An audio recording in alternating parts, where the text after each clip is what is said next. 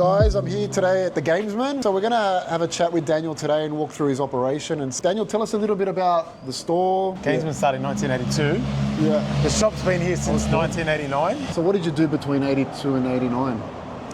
We used to sell in the markets. Yeah, wow. Caringbah markets, Penrith markets, Canberra.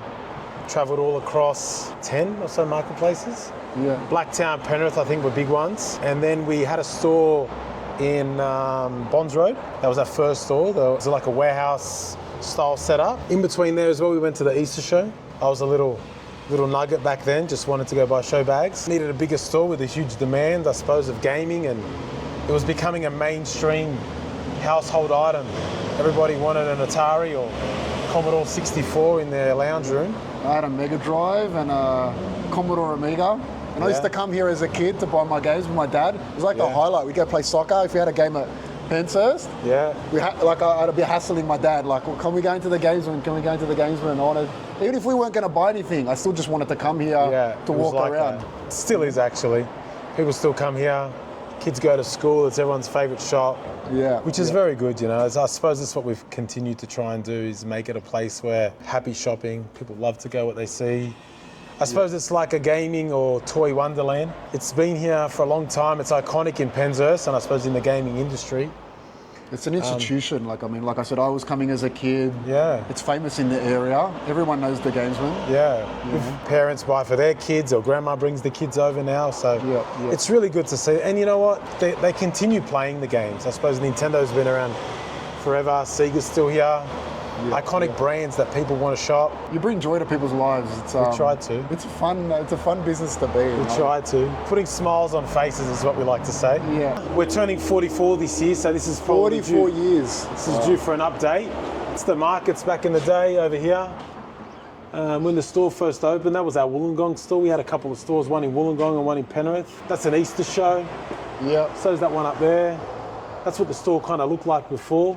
And that was when we used to do our online orders, you know, underground, under here. We used to print out orders on paper and stack them up and sit there and post them all. And I suppose you need to share this history of humble beginnings of where you come from. Yeah.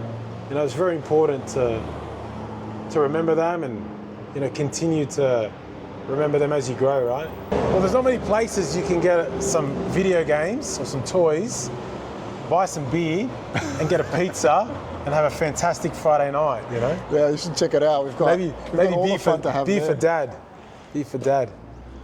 Pizza for the kids. So let's go in and check out the store and have a look walk. there. Obviously, you guys have a pretty massive online presence, and we'll go check out the warehouse. But let's go check out the store first.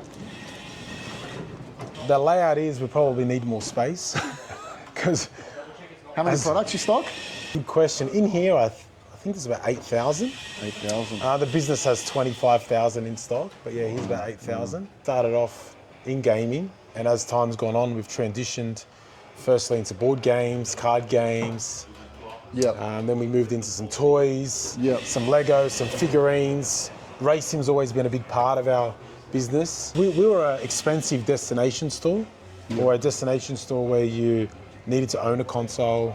So if it was your godson's birthday or a family friend or whatever you were buying, you know, it was like, I've got to buy them a PlayStation product or a Nintendo product. They needed to have that. Yeah. Whereas now, if you're going to a kid's birthday party, friend from school, or you got a Kris Kringle or something's going on, you can buy a pack of Uno cards for $10. Neatos, which is the highest selling thing at the moment, crazy.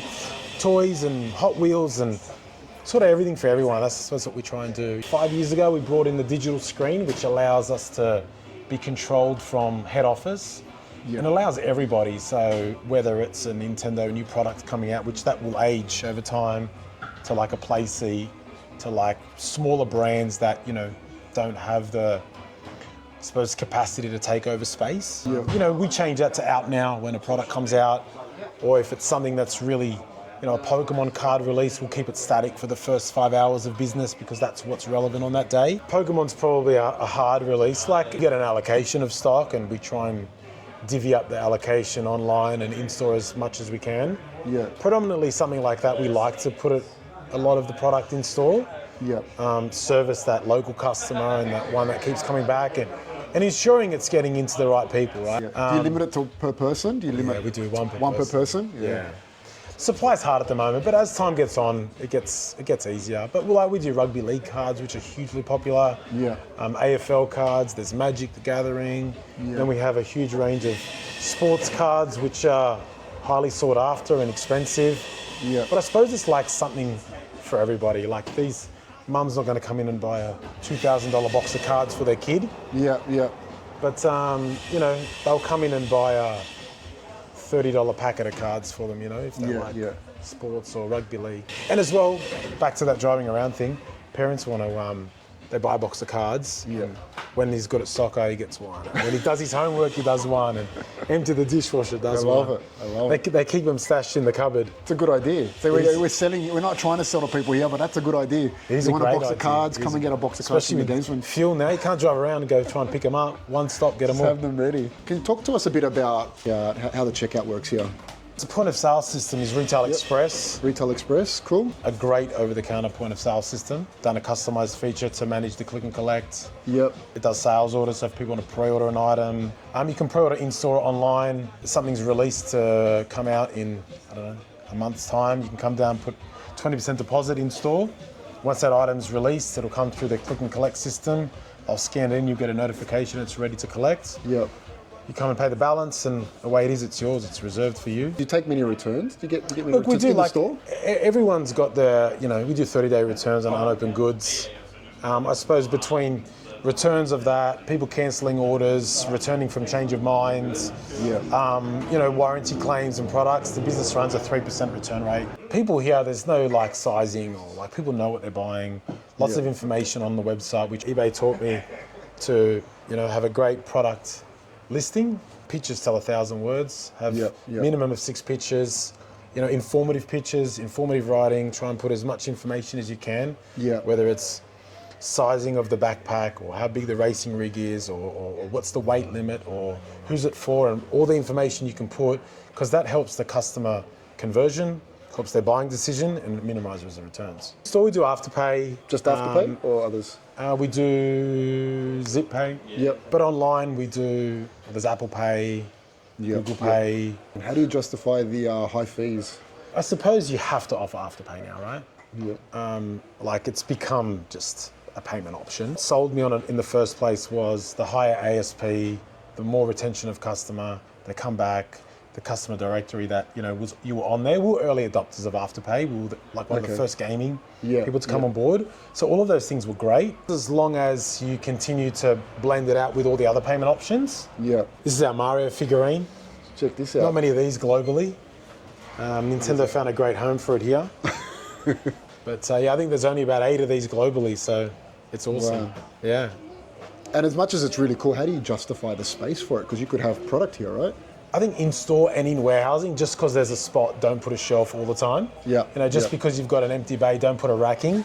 You need space to move around, and a lot of stores now are becoming really high shelving, quite claustrophobic, and shopping experience is not great.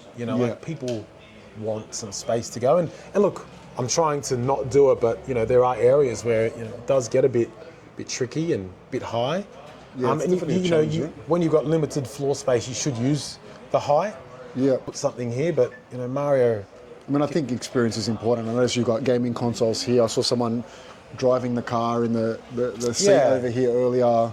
You've got this here. And I think people take photos of it, like a little kid here dressed up as Mario and Luigi outfit on over here, and people like to have photos with it, and they see it, and it's cool, right? Yeah, it is cool. Go check out the museum. I think that's going to be go cool. for a walk. So I suppose these are all the products where it first started. ColecoVision, Intellivision, Atari. Look at that. Commodore 64. Nintendo handhelds. Everyone owned a Game & Watch. The type of things that we used to sell in the markets back in the day. And then, so you can see we've got a bit of a timeline on the wall here. Oh, there we go, yeah. So all these items come out in, the late 70s. And then in 82 we started. The rumour is the Gamesmen started, so my dad was a waiter at a wedding reception, and there was the MC who they became partners. The MC was he used to repair electronics. He had a Game & Watch, And one day after work, after the wedding reception late at night, my dad was playing this item, he couldn't get off it. Yeah. So this is addictive. Yeah. Let's buy some and try and sell them. So then they decided to do that.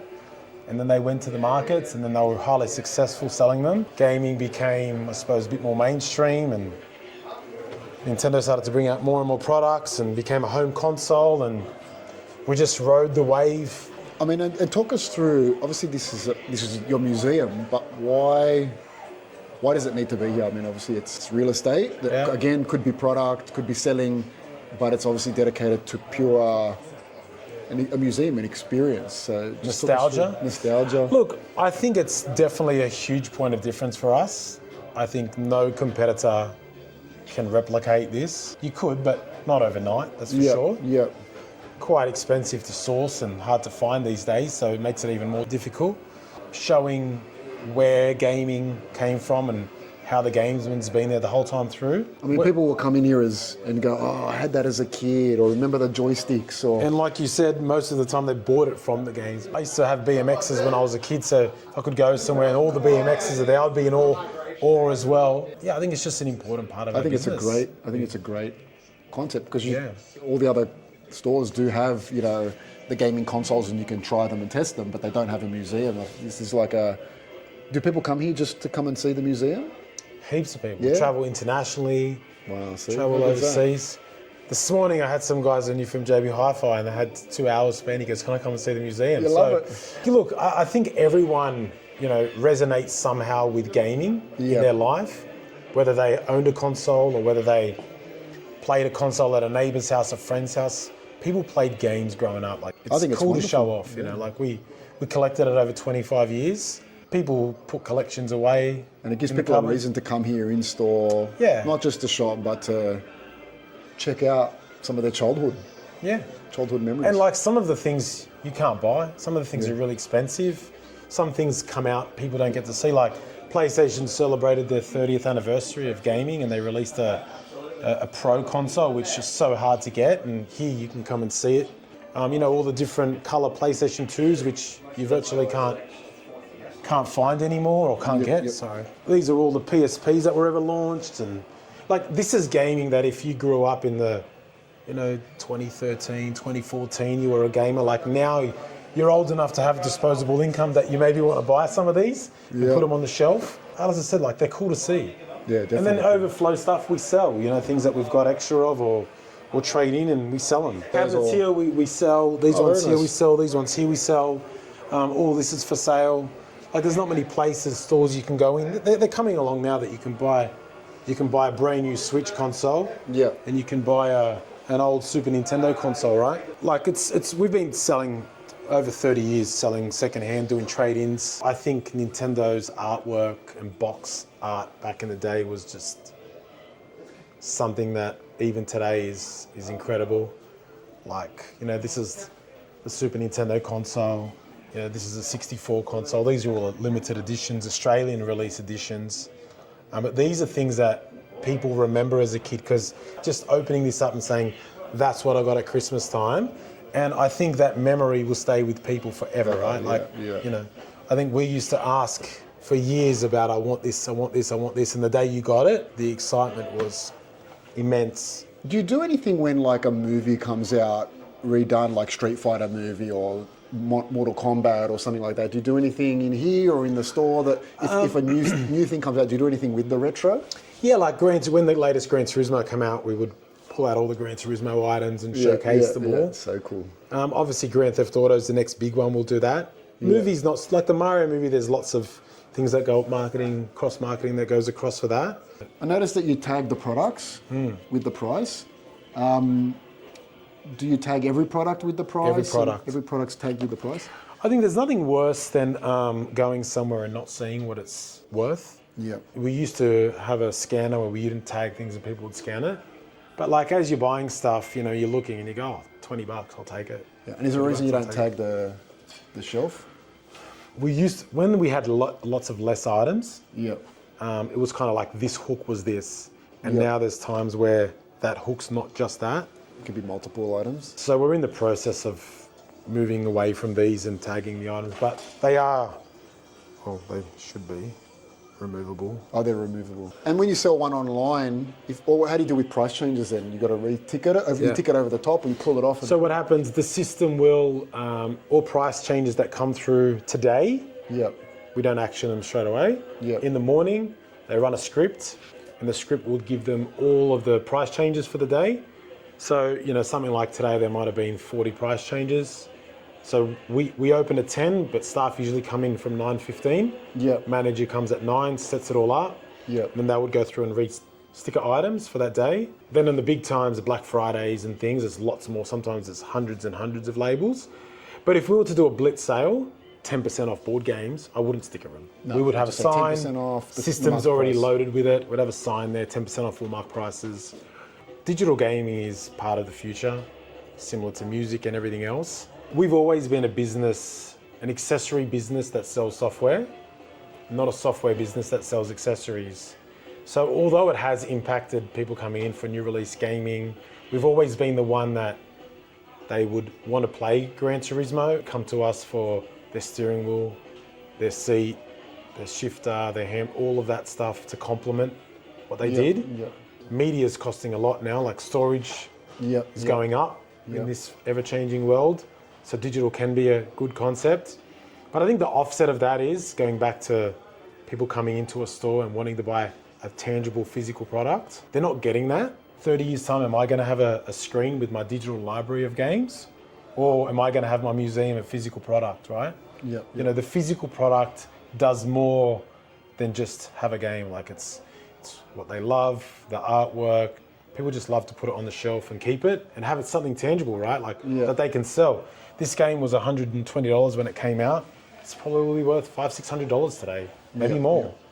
And there's games that are worth a lot more, and you just don't get that with the digital, I suppose. And if I have a game, you can give it to your neighbor, you give it to your cousin. It is affecting, and I suppose this is why 15 plus years ago we transitioned the business, diversifying into different categories, because you had to. This was always going to come. We were the first independent to sell gaming, and we are the last, right? And we will always continue to support gaming and support the products and the new releases and everything else that comes in.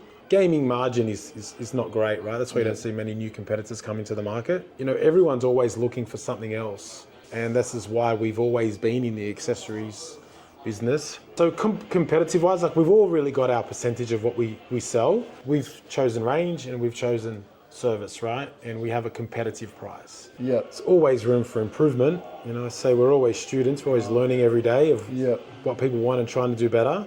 What you think the customer wants is not right. You need to just put it all out there and they will tell you what they want, right? And they'll tell you what they don't want. I think we're kind of in the home entertainment space now. I'd say everything indoors, but then we sell, outdoor items now too at the warehouse. Domino effect, right? You meet a supplier and they've got something that's, indoors, but they've also got something for outdoors. And it's I'll just stock that.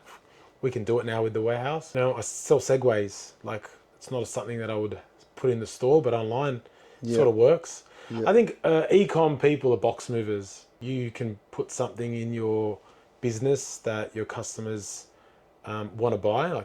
It's a product that you think you can sell them.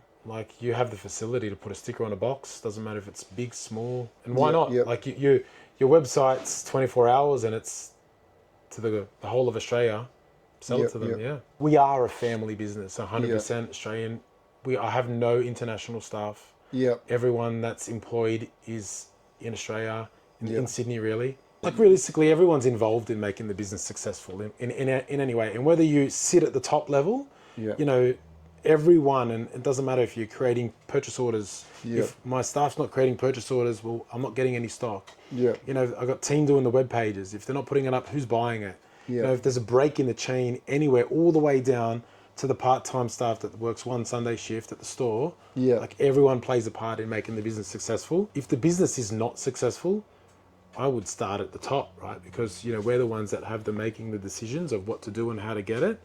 And, motivating and keeping an eye on staff to ensure that they are on track. Letting them be autonomous too. Nobody likes to be micromanaged. Nobody likes to be like, oh, why'd you make that decision and why'd you do this? If you've got good staff, let them shine.